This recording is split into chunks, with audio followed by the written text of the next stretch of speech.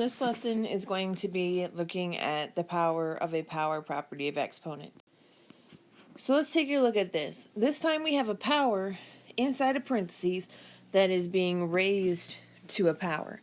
So if we're looking at this whole thing as one large exponent, my base is going to be 4 to the second power, and then my exponent is the 3.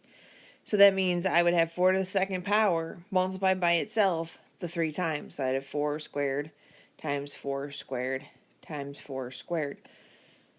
Now, if we think about what that means 4 squared is 4 times 4. This 4 squared is 4 times 4. And this 4 squared is 4 times 4. And then we're multiplying all of those together. So it's 4 times 4 times 4 times 4 times 4 times 4, which is 4. And then how many are there? There's 1, 2, 3, 4, 5, 6. So our answer should be 4 to the 6th power.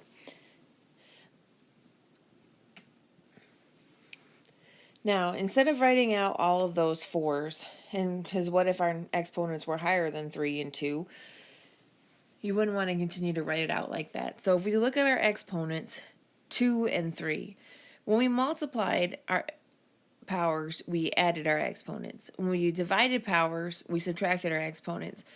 But now our exponents are 2 and 3, and we came up with an exponent at the end of 6. What could we have done to 2 and 3 to make 6? Your answer should have been that we are multiplying to get 6. So in a power of a power, the property tells you that you are going to take the exponents and multiply them together while keeping the base the same. So let's take a look at these examples. I would have the first one equal to 3 to the 40th power because I would keep my base as 3, and then my exponents, the 5 and the 8, I would multiply together, and 5 times 8 is 40.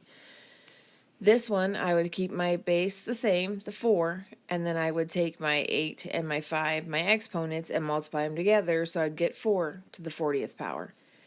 And then this bottom one, I would keep my base x, and I would multiply my exponents, 3 and 2, which is what gives me the 6th power.